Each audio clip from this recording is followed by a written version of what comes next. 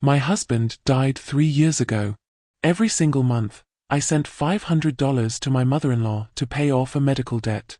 One day, my neighbor grabbed my arm and whispered, "Stop giving her money and check the doorbell footage." The next evening, I reviewed the recording.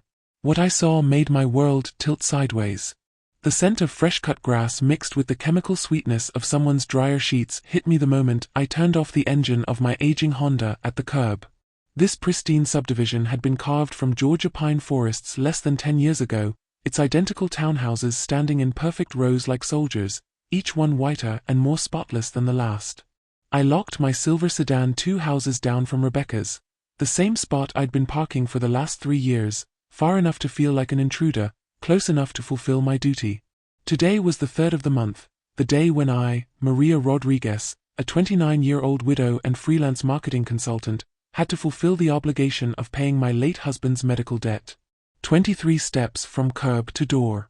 I'd counted them every month. I adjusted my worn leather purse, fingers unconsciously finding the envelope tucked in the zippered pocket. $500. Crisp bills I'd withdrawn that morning. Nearly a quarter of last month's freelance income. Money for Sophia's private school tuition, for her dance lessons, for the therapy sessions she needed after losing her father. 3 years ago, when Maxwell was rushed to the hospital after that terrible car accident, Rebecca had paid for the emergency surgery out of pocket, a total of $18,000 in medical bills the insurance wouldn't cover. The day Maxwell died on the operating table, Rebecca had stood over his body in the ICU, mascara running down her perfectly made-up face, and said the words that would haunt me, "I spent every penny I had to save my son. Now he's gone, and I'm left with nothing but debt and memories. You're his wife. You benefited from those extra hours they tried to save him. This burden is yours now." I'd nodded through my tears and accepted, considering it my penance for surviving when he didn't, a way to honor his memory and keep peace so Sophia could know her grandmother. The walkway was a gauntlet of judgment. Emerald lawn so perfect it looked painted. Boxwood hedges trimmed into geometric precision. Solar lights marking each edge like tiny sentries. I passed the Johnsons' matching BMWs, the Chen's elaborate fountain, the pristine sidewalk where no child's chalk or bicycle tire had ever dared leave a mark. My heels clicked against the stamped concrete. Click, click, click. Each step a reminder of the debt I carried. On the corner lot, old Mrs. Patterson was always in her front garden, real dirt under her nails, wearing clothes that had seen better decades. Past the young couple who fought in whispers about money while washing their leased Mercedes. By the time I reached Rebecca's brick and white siding townhouse, 3rd from the end, the afternoon sun felt oppressive despite the autumn air. I stopped at the base of her front steps, dabbing sweat from my upper lip with the back of my hand. My chest felt tight, and my pulse hammered in my throat, not from the walk, but from the vague wrongness that had been growing stronger with each visit. The feeling that something behind that glossy black door didn't add up. Number 847. Rebecca's house. The one with the beveled glass inserts and the brushed nickel handle. The one with the Ring doorbell camera that watched everything. The one with window boxes overflowing with seasonal flowers that someone was paying a gardener to maintain. I climbed the 3 steps to the small porch and pressed the doorbell. A cheerful chime echoed inside, ding-dong, so at odds with what this visit always felt like. Silence. I knew she was home. Her pearl-white Lexus sat in the driveway, the SUV still sporting the dealer plates from 2 months ago. Rebecca rarely left the house, she claimed. Too much stress, too many medical appointments, too overwhelmed with grief and financial worry to face the world. I pressed the bell again, longer this time, and called out with forced brightness, "Rebecca? It's Maria. I have this month's payment." 30 seconds crawled by before I heard the click of heels on hardwood inside. Not the shuffle of a woman struggling financially. The confident stride of designer shoes on expensive flooring. The deadbolt turned with a solid thunk, the sound of high-end security, not the cheap locks of actual poverty.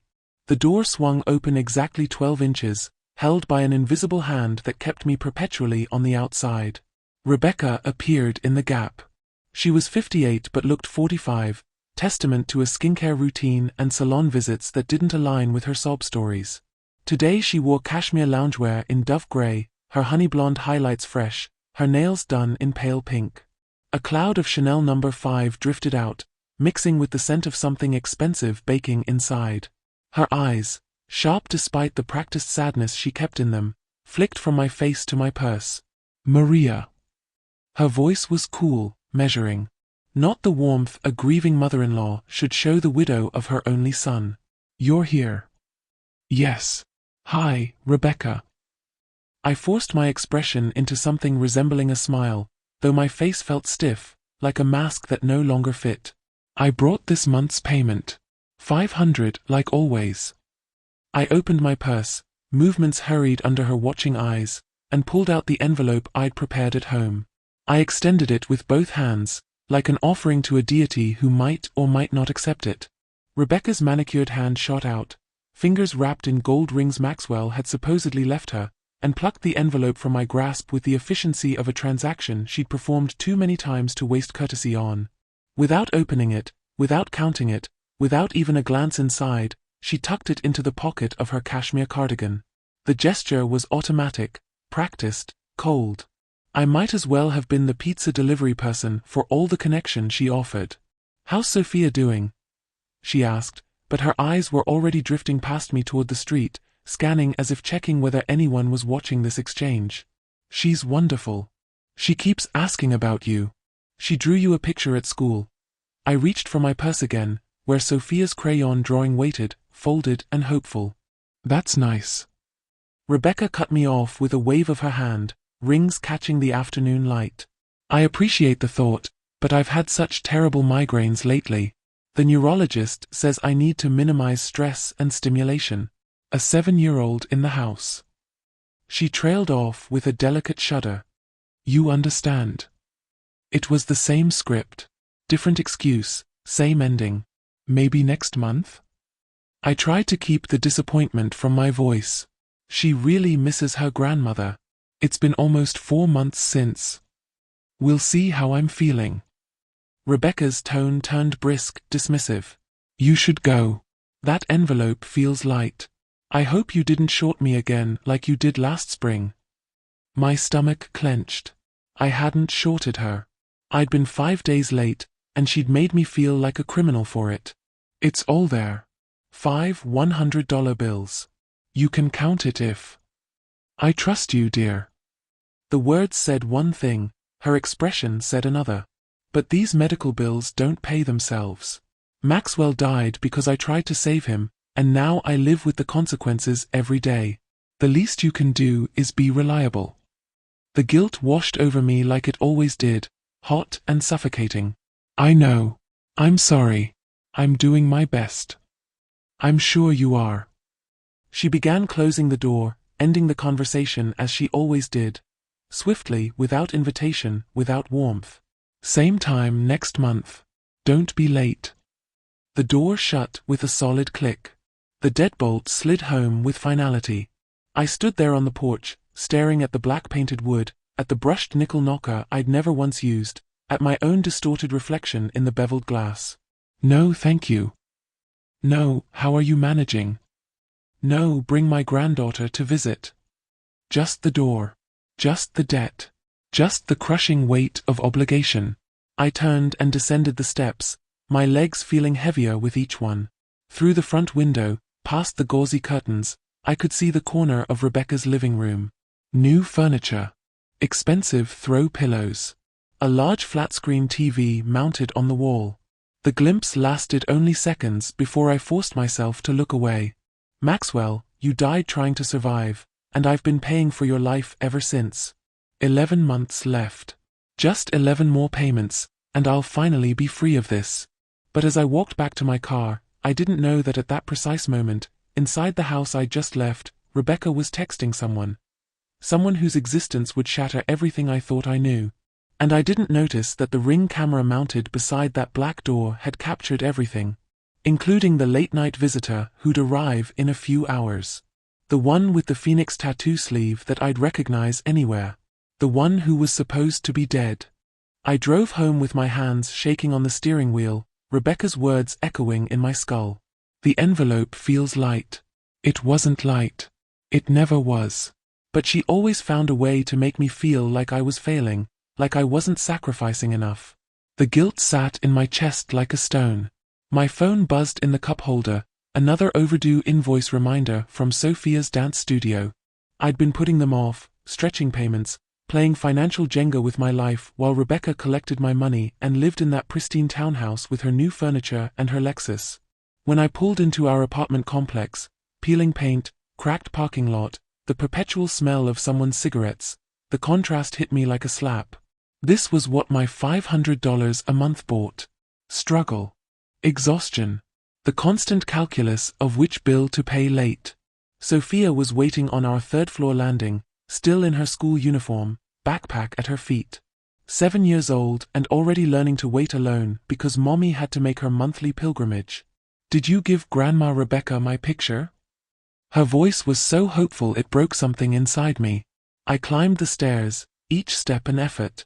"She wasn't feeling well today, baby. Maybe next time." "She's never feeling well." Sophia's brown eyes, Maxwell's eyes, filled with confusion. "Doesn't she want to see me?" I unlocked our door, avoiding the question I couldn't answer. Inside, the stack of bills on the kitchen counter seemed to mock me. Past due. Final notice. Disconnect warning. $18,000. That's what Rebecca claimed Maxwell's emergency surgery cost. $18,000 over 3 years of monthly payments. 11 months left of this prison sentence I'd volunteered for. She spent every penny to save my son. Rebecca's words from the funeral. "This burden is yours now." I'd believed her. Accepted it. Never questioned it. Until Sophia picked up my phone from the counter, her little fingers swiping through photos, and landed on one I'd taken by accident today, a shot through Rebecca's front window. "Mommy, why does Grandma Rebecca have the same TV Amir's rich dad just bought? He said it costs more than a car." I stared at the image. At the massive screen. At the designer furniture. At the crystal vase I'd glimpsed that probably cost more than my monthly rent. And for the first time in 3 years, a dangerous question whispered through my mind. What if Rebecca isn't struggling at all? The next morning, I was checking the mailbox when Mrs. Patterson appeared beside me like a ghost. She'd lived in the neighborhood longer than anyone, still wore clothes from another decade, still maintained her own garden while everyone else paid landscapers. "Maria." Her voice was urgent, quiet. She glanced around the empty street before gripping my wrist. "Child, we need to talk about Rebecca." My stomach dropped. "Mrs. Patterson, The dead don't drive Mercedes at 2 in the morning." The world tilted. "What?" Her eyes, kind but haunted, locked onto mine. 3 nights ago. I was up with my hip, couldn't sleep. Looked out my window and saw a black Mercedes pull into Rebecca's driveway. Man got out. Tall. Moved like he owned the place. My mouth went dry. Probably just a friend or... Had a tattoo sleeve. Right arm. Whole thing covered in ink. Mrs. Patterson's grip tightened. Colorful. Started at his wrist, went all the way up past his elbow. Even in the dark, I could see it. The air left my lungs. Phoenix feathers. Orange and red and gold, rising from ash. I used to trace each feather with my fingertips on lazy Sunday mornings, following the intricate patterns up Maxwell's arm while he slept. No. The word came out broken. Maxwell is dead. I saw him in the hospital. I'm just telling you what I saw. Mrs. Patterson's voice gentled. And Maria? It wasn't the first time. He shows up like clockwork. Always 1 or 2 nights after you make your payment. Always late. Always lets himself in with his own key. My vision blurred. That's impossible. Rebecca's doorbell camera. The Ring one. Mrs. Patterson released my wrist. If you want proof, that's where you'll find it. But ask yourself, why does a woman drowning in medical debt have a brand new Lexus? Why does she never let you inside? And why does she need your money so desperately when mysterious men with expensive cars visit her in the middle of the night? She walked away, leaving me standing there with mail falling from my hands. Maxwell's Phoenix tattoo.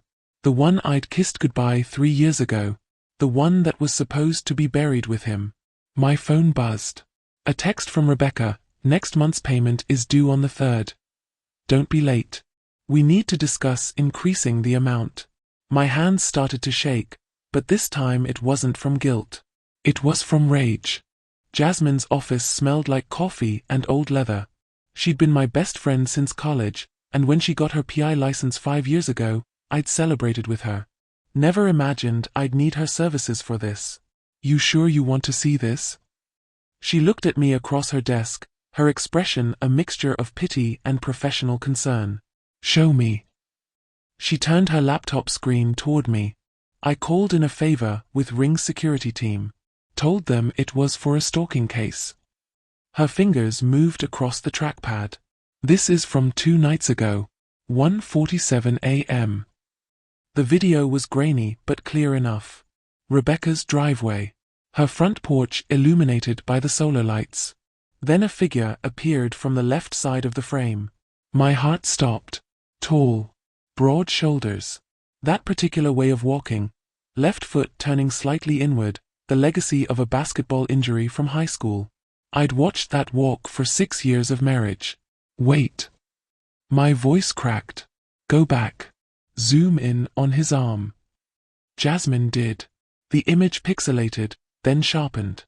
The phoenix tattoo. Every detail exactly as I remembered. The way the flames curved at his wrist. The ash at the base near his knuckles. "Keep playing it." The figure approached the door. Didn't knock. Didn't ring the bell. Just reached into his pocket, pulled out a key, and unlocked the door like he'd done it 1,000 times. But it was when he tilted his head, that specific angle, checking behind him before entering, that I started to sob. "That's Maxwell's jacket." The words tore out of me. "The brown leather one. I bought it for him.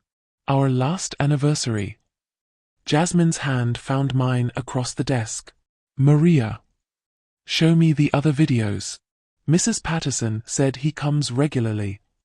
She pulled up a grid. Dates highlighted in red. Every month. Like clockwork. Always within 48 hours of when you make your payment. He stays approximately 2 to 3 hours, then leaves the same way. I stared at the timeline. January 5th. February 4th. March 6th. April 3rd.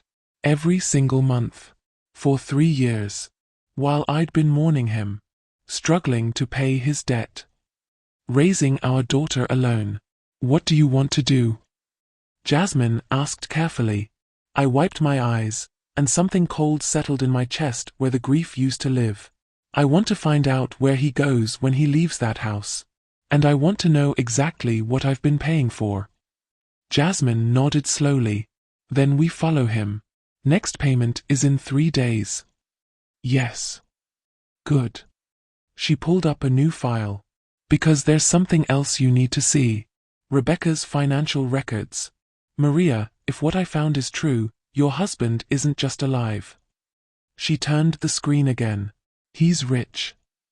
I showed up at Rebecca's door unannounced the next afternoon, carrying a bakery box of cupcakes. The element of surprise. Jasmine's advice. Rebecca answered in silk pajamas at 2 p.m., her hair uncombed. Behind her, through the gap in the door, I caught a glimpse of the interior. Marble countertops. Renovated kitchen with high-end appliances. A Prada bag half hidden behind the coat rack. And the unmistakable scent of men's cologne, woody, expensive, still lingering in the air. "Maria." Rebecca's face went pale. "What are you? This isn't a good time." "I brought cupcakes. Sophia made them for you." I tried to peer past her. "Can I just—" "No." Too loud. Too fast. She grabbed the box from my hands. "I'm not feeling well. You need to leave." But I'd already seen it. Designer shopping bags piled near the stairs. A Tiffany box on the hall table. The life of someone who wasn't drowning in medical debt. The door slammed in my face. I drove straight to Jasmine's office. "Rebecca's mortgage was paid off 8 months ago," Jasmine said, pulling up documents on her screen. "Cash payment. $340,000. My mouth fell open. Her Lexus? Paid in full. And look at this. She scrolled through Instagram. Rebecca on a beach in Santorini. Rebecca at a Parisian cafe. Rebecca in front of Big Ben. She's been traveling quarterly. First class. How? I whispered. Cryptocurrency transfers. Monthly deposits of $5,000, converted to cash through a digital wallet. Untraceable sender, but the pattern started 3 years ago. Jasmine's eyes met mine. Right after Maxwell supposedly died. The room spun. She's been getting money from him. And still taking yours. Jasmine pulled up another file. I did a deep dive into Maxwell's background. Sealed juvenile records, but I have contacts. Maria, your husband was arrested at 17 for identity theft. Charges dropped because the victim refused to testify. At 22, he was investigated for an investment scam. Nothing stuck, but the pattern's there. He targeted me. The words tasted like poison. I think so. Look. She turned the laptop. An old email thread she'd recovered from Maxwell's cloud account. Subject line, exit strategy. I read the first line and my blood turned to ice.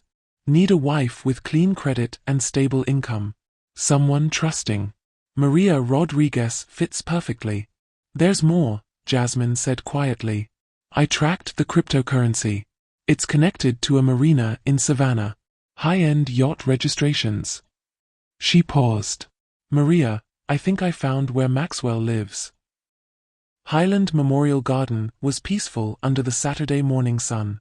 Sophia skipped ahead of me toward the columbarium, clutching wildflowers she'd picked from our apartment complex. Hi, Daddy. Her small voice echoed off the marble. I got an A on my spelling test. Mommy says you'd be proud. I watched her place the flowers at the base of the glass case that held Maxwell's urn. Watched her press her palm against the glass like she could reach through and touch him. 3 years of this. 3 years of bringing our daughter to mourn theatrical props. Mommy, why can't we take Daddy home? Because he was never here, baby. Because everything was a lie. The garden takes good care of him, sweetheart. That evening, I returned alone. The groundskeeper, Mr. Chun, was locking up when I approached with $200 bills. I need to see inside my husband's urn. Just for a moment. Please. He looked at the money, then at my face. Whatever he saw there made him nod. The glass case opened with a key. The ceramic urn was cool in my hands, surprisingly light. Too light. My fingers trembled as I unscrewed the lid. Inside, gray ash. Coarse sand. Pieces of what looked like fireplace residue. Not the fine, bone-white ash of human cremation. Not the fragments that should have been there. Just debris. Props. Theater. I pulled out my phone with shaking hands and recorded everything. Zoomed in on the contents. Captured every grain of this obscene lie. 3 years of tears. 3 years of Sophia talking to sand. 3 years of guilt and sacrifice for a man who'd orchestrated his own death like a stage play. Mrs. Rodriguez? Mr. Chen's voice was gentle. You okay? I sealed the urn and placed it back. No. But I will be. Because now I knew the truth. Maxwell had chosen this. Planned this. Used his own daughter's grief as part of his con. And somewhere, he was living a life of luxury while I struggled to pay for dance lessons. My phone buzzed. Text from Jasmine. Found him. Max Sullivan. Yacht registration at Harbor Point Marina, Savannah. Leaves port tomorrow at dawn for 3 weeks in the Caribbean. If you want to confront him, it's now or never.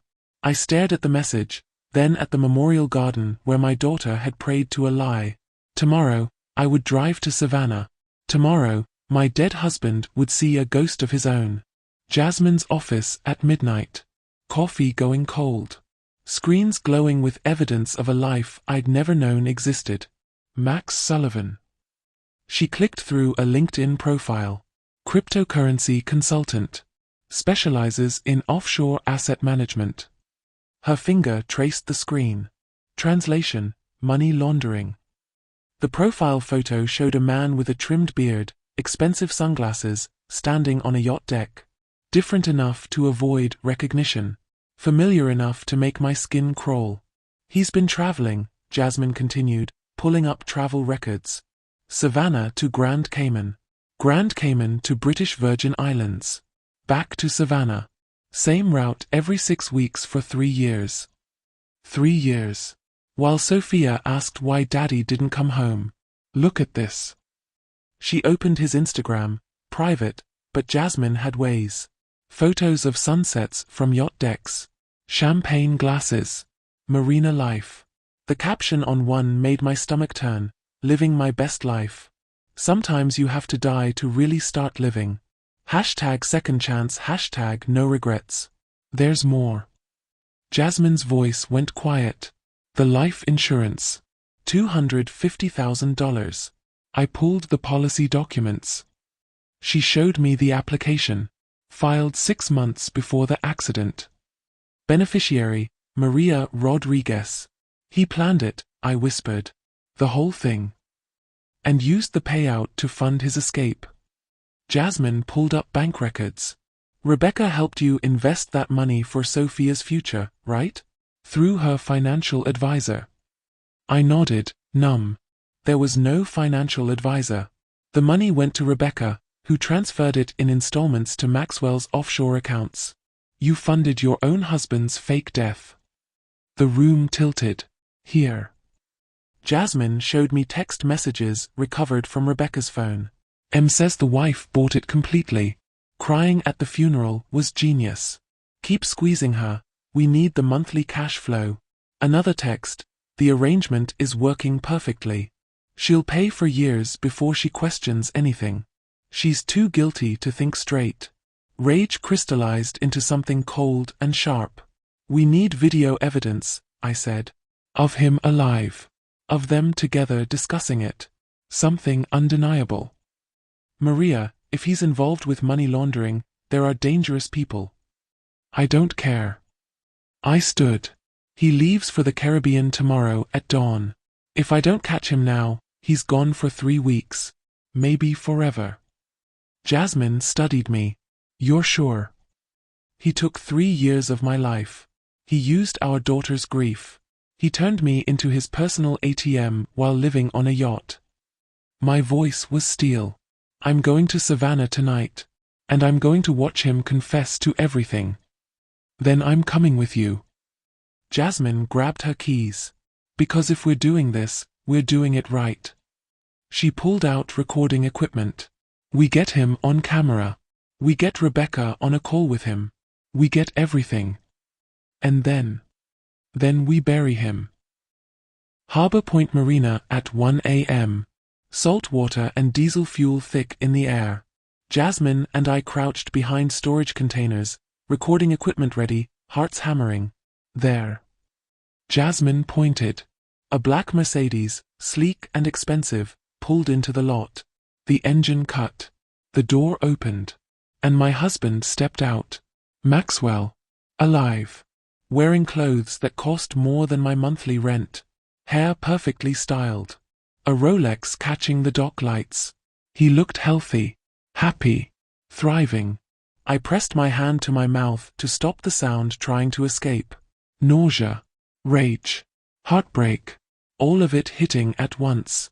He walked toward a yacht, 45 feet of gleaming white fiberglass. The name painted in gold letters, Second Chance. The bitter irony made me want to scream.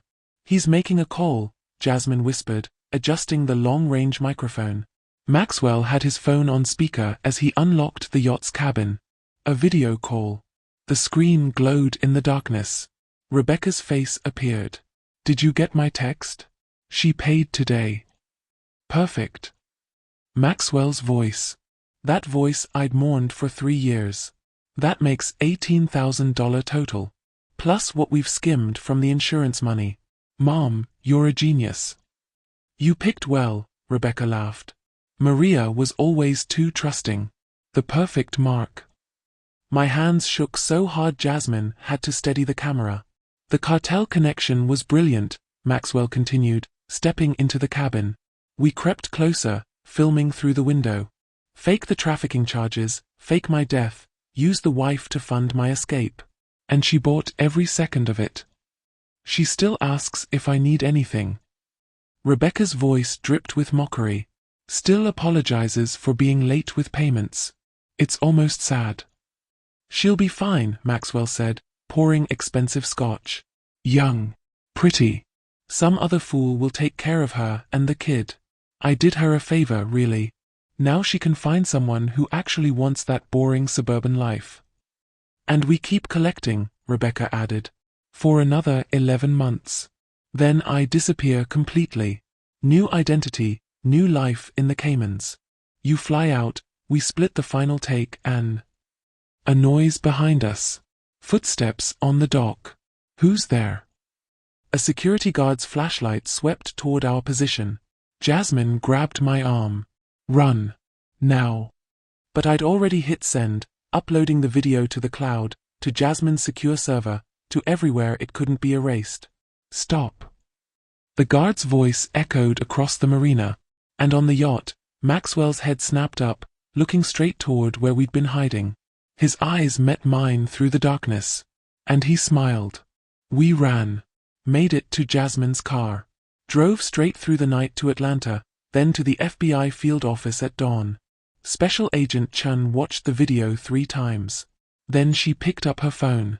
Get me DEA, financial crimes, and the fraud division. Now. Within 2 hours, I was sitting in a conference room surrounded by federal agents. The video played on loop. Maxwell's voice. Rebecca's laughter. The confession of fraud, money laundering, insurance scams. This is bigger than you know, Agent Chun said. We've been tracking cryptocurrency laundering operations connected to drug cartels. Your husband's consulting business has moved over $3 million in the past 2 years. My vision blurred. $3 million. While I scraped together $500 a month. We want them both, another agent said.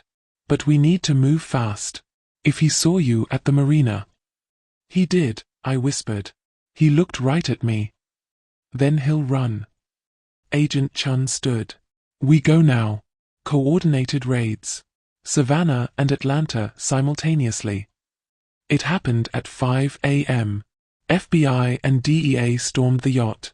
Maxwell in silk pajamas, trying to destroy his laptop. Too late. They'd already frozen his accounts. In Atlanta, local police hit Rebecca's townhouse. She answered the door in a designer robe, face cream still on, and immediately started screaming about her rights. But in interrogation, that's when everything unraveled. There are other victims, Agent Chun told me later. Rebecca gave us everything. 3 other women Maxwell married, under different names. Drained their insurance policies. Faked his death each time. She was his partner in all of it. She turned on him. Completely. Gave U.S. bank accounts, communications, the whole operation. She's trying to reduce her sentence. Agent Chen's expression hardened. She threw her own son under the bus to save herself. I should have felt satisfaction. Instead, I felt hollow. What happens now? Trial. With this evidence, he's looking at 8 to 10 years minimum.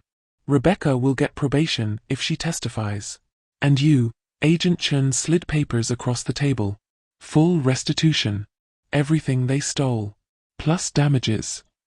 I stared at the numbers. $180,000. There's something else, she said quietly. Maxwell wants to see you. He's demanding it. Says he'll only give full testimony if you agree to visit him. My blood ran cold.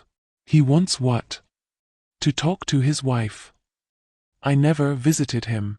Let Maxwell rot with his demands unanswered. The trial took 4 months. I sat in that courtroom every day, watching my dead husband in an orange jumpsuit try to explain away $3 million in laundered cartel money. The jury took 2 hours. 8 years federal prison.